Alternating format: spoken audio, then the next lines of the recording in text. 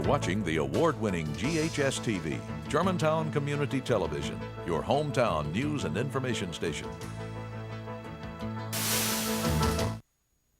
Welcome back. With us now is Jennifer Mitchell. We were talking about personal injury law. Jen, before the break, we were going into sort of what a client should expect in communication from their attorney. And we were talking about, we had gotten to the point of when the attorney was negotiating with the insurance companies or the other party as far as trying to get a settlement. And you were going into that there were three main things that you should expect. Well, actually, three things before that negotiation can even take place. It's a timeline that a client can expect. First, they would, of course, have to finish their medical treatment for their injuries. Either finish their medical treatment or reach what they call MMI, which is their maximum medical improvement. So if you have a seriously injured person that's maybe permanently disabled or something of that nature, when they reach a point where they feel that they're stable and not going to improve anymore, at that point, your attorney should begin to collect medical records and bills from every provider and every specialist that have treated you for those injuries. And that collection process can take some time depending on the different providers. So once that has been collected, then a demand letter or package is drafted up by your attorney. And that demand package includes all the medical records, all the bills, a verification of your lost wages, and any other details unique to that person and that person's situation. You know, if they're a mother that had to miss time in sports events with their children, or a spouse that was unable to, help out with the household duties or things of that nature. All of those kind of details would go into a demand package to an insurance adjuster. Mm-hmm.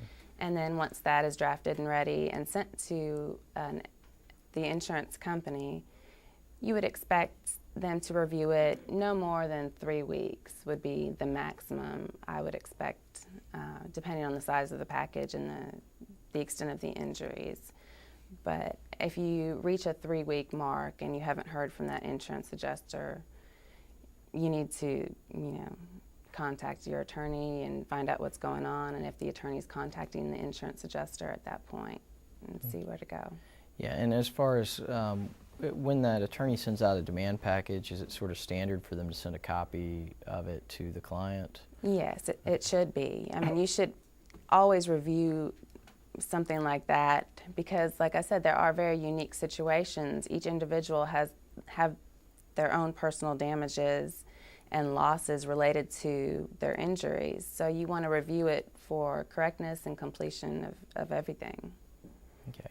Now, as far as what's the process as far as we've kind of gone over some of the settlement stuff, but at what point should there be a suit filed and going forward towards a trial?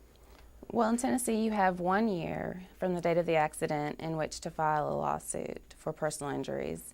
And so, although, of course, I would never recommend you wait that entire year, but depending on the extent of your injuries, the longest lag time that you have or should have between the accident and a settlement or a lawsuit would be that treatment period, depending on how long you treat for your injuries and how severe they are. Once that treatment period is over or that MMI is reached, it should go fairly quickly if there is going to be a settlement with the insurance adjuster. You should know within, like I said, a matter of a few weeks if they're going to make an offer, what they consider the issues to be, if they're disputing liability at all. You should know all of those things fairly quickly. And if there is going to be a problem and there are no offers made or there are no reasonable offers made within those first few weeks of sending out that demand package, at that point, I would expect a personal injury attorney to want to go ahead and file that lawsuit. And that doesn't necessarily mean that case is going to go all the way to trial at that point. It just means, hopefully, to tell the insurance company that you are serious about this case, you need to take a second look at this, and we are prepared to go to trial with this case. Well, and in that sort of preparation for trial process, what should the client expect? Well, hopefully all of the investigation of the accident and liability and things were done earlier, previously, when you signed up with the attorney, such as property damage photos, investigation of the accident scene itself. You want, pictures of where the accident occurred. You also want to get as many witness statements as you can, because although like the insurance company uses a computer program that's very cut and dry, that doesn't account for pain and suffering and emotional damages, when you get in front of a jury, that is almost the exact opposite of what the insurance company uses to value your case. The jury uses strict emotional, pretty much, damages or valuation. When you're in front of a jury, it's based on how honest they think that your client is and how honest maybe the defendant is being. Now, as far as in that trial preparation, I guess one thing to expect is for all the parties to be deposed, which is basically where in front of a court reporter on the record, they're sitting there and being asked questions by opposing counsel and their counsel. And once you, and then I guess the other main point in this area too is we've got the issue of having to prove the medicals, so you've got to have a doctor to testify as to that.